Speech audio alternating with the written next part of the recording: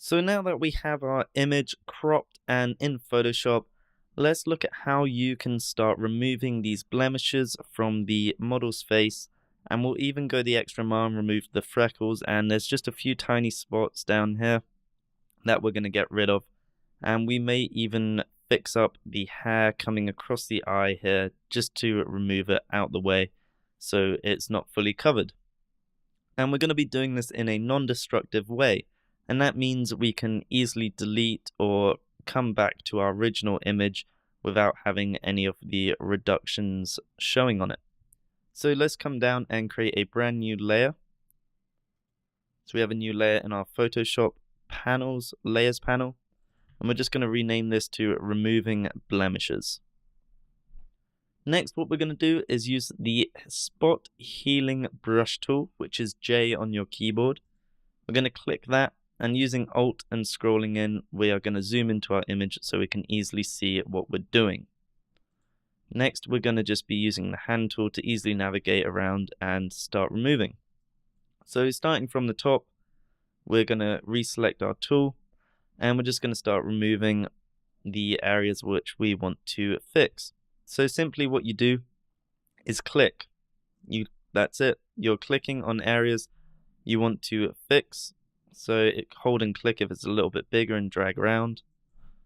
And you may be noticing these as you sort of go along, but that's because you're really zoomed in and you know something was there before that was different.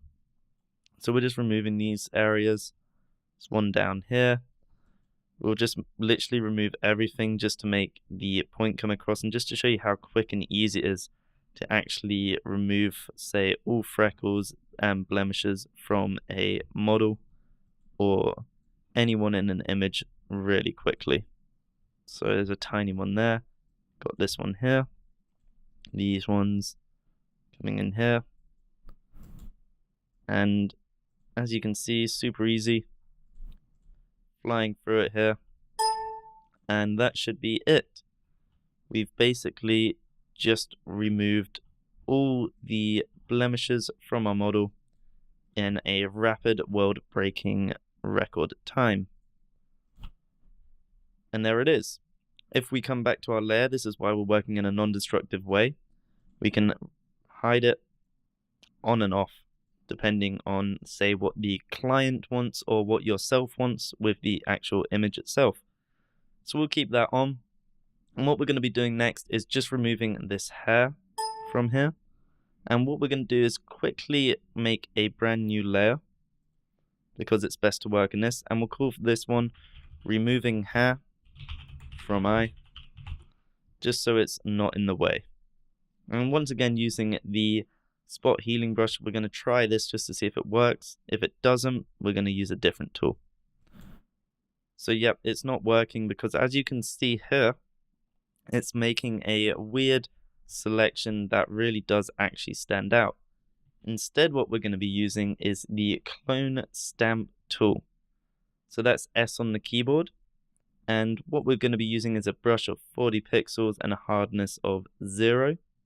Just so it has a nice faded feather edge. And using the bracket keys on your keyboard right next to the enter key, you can increase the size or decrease it depending on what you want to do. So we're going to be removing this hair coming across here. And how you use this tool is you hold Alt to sample an area. So say if we wanted to move this to here, as you can see it's sampling from here, and if we click, it's going to paste it. So we want to be using areas that are very similar to what we actually want to be pasted on top. So making sure that the sample is on all current layers. That means we're going to be able to sample this bottom layer here, the original image, and paste on top. So we're going to press Alt, click once to sample here, and we're going to click and just keep coming up and basically removing this hair, just using Alt to sample different areas that we want to paste on top. And as you can see, it's just a matter of clicking away, making sure the hair is removed to our best ability. And remember, most people aren't going to see it when they're zoomed out here. And that's looking great. Maybe just a bit more here, just to really sort of hide it away. And that's looking good. We've removed that one hair from this eye. What we'll do is just remove these ones here quickly. So coming down, I'm going to do a rough job, obviously spend more time on it than I am. But it's just a lot of clicking.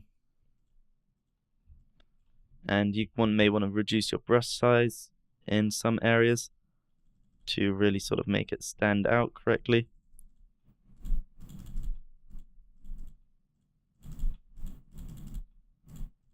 And we're almost making our way through here.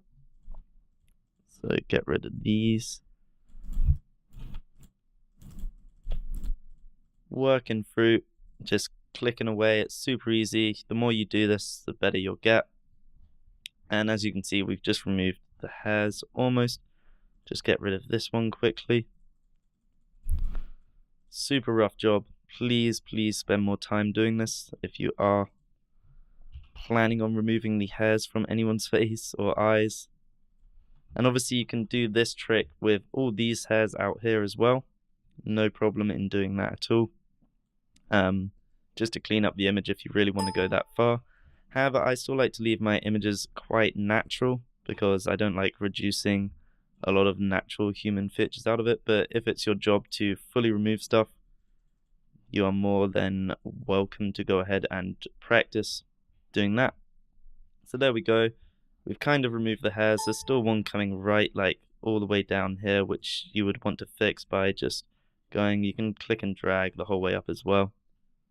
So you can click, drag, and it will remove stuff. And there we go. We've now removed, as you can see, we zoom in, the hairs from the eye, just to make it stand out that little bit more. You can still see there's some in here which just need a bit of fixing, but it's just a matter of time of playing with it and making sure it works. But that is how you remove the spots, which we removed here. So I'll zoom in, remove the spots, and then we remove the hair coming over the eye.